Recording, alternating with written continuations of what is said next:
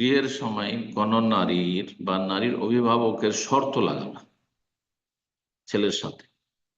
বলছেন এজা শারাতাতিল মারআতু আও ওয়ালিয়ুহা আল্লা ইয়াতাজাওয়াজা আলাইহি, কোন মহিলা অথবা মহিলার অভিভাবক যদি শর্ত লাগিয়ে দেয় বিয়ের সময় যে আমি যতদিন আছি ততদিন অন্য কাউকে বিয়ে করতে পারবে না, এটা এখন অনেক বেশি হচ্ছে। আর বেশ কিছু আইম্মা কেরাম সেটাকে জায়েজ করেছেন।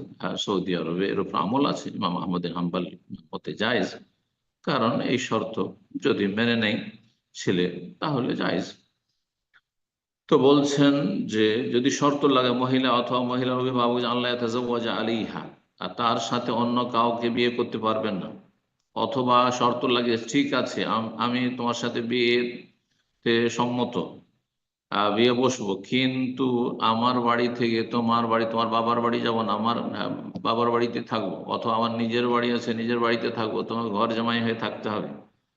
বলে অথবা দেশের বাইরে যাব না, অনেক প্রবাসীরা যখন বিয়ে করতে চায় বা বাবার হয়তো একটি মেয়ে, তো বলছে হ্যাঁ ঠিক আছে আমরা মেয়ে দেবো, বা মেয়ে বলছে বিয়ে করব, কিন্তু আমি বিদেশ যাব না, বিদেশ যাব না। এরকম একজন হতভাগার গল্প আছে আমাদের ছাত্র জীবনে। তো একজন একজন ভাই সৌদি আরবে থাকতো, সম্ভবত কোনো ইউনিভার্সিটির ছাত্র ছিল। সেই ছাত্র জীবনের ঘটনা বলছি। সে পয়গাম দিয়েছে এক পরিবারে যার শুধু একটি কন্যা, একটি মেয়ে, আর কেউ নেই, পয়সাওয়ালা মানুষ।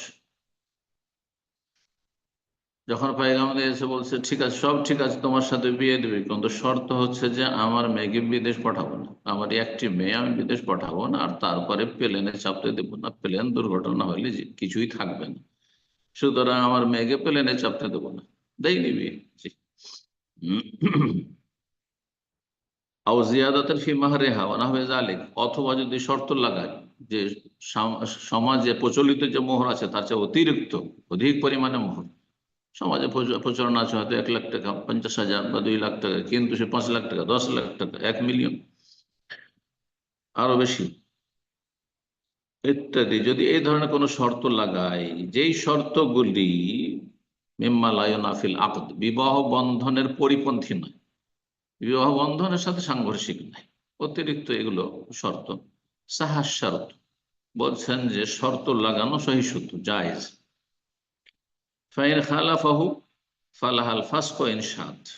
আচ্ছা, এই শর্ত লাগিয়ে নিল মহিলা যে আমি যতদিন আছি বিয়ে বসতে পারবো না, অথবা আমি আমার বাবার বাড়ি থাকবো, আমাকে নিয়ে যেতে পারবে না, তোমাকে ঘর জামাই হয়ে থাকতে হবে, অথবা আমাকে দেশ থেকে বিদেশে, ওই পশ্চিমের দেশে যেসব ভাইরা আছেন বিয়ে করছেন, বলছেন না আমি মুসলিম দেশ ছাড়া বাংলাদেশ ছাড়া আমি যাবো না, আর তারপরে এর খেলাফ না, জবরদস্তি তাকে নিয়ে যাবে, অথবা সে দ্বিতীয় বিয়ে করছে অথচ শর্ত করেছে বিয়ে করব না, তাহলে সেই মহিলার অধিকার রয়েছে ফাসখের, মানে বিবাহ বিচ্ছেদের।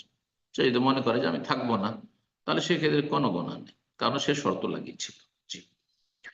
ফাইন খালাফাহু, সেই পুরুষ যদি এই শর্তগুলির বিরোধিতা করে, শর্তগুলি মেনে নিয়ে পরে বিপরীত কোনো পদক্ষেপ নেই, ফালাহাল ফাসখ, তাহলে সেই নারীর তার স্ত্রীর বিবাহ বিচ্ছেদের অধিকার রয়েছে, ইনসাদ যদি চাই, আর যদি চাই যে যাক যা করেছে করেছে কিন্তু আমি থাকবো, সেটিও জায়েজ রয়েছে।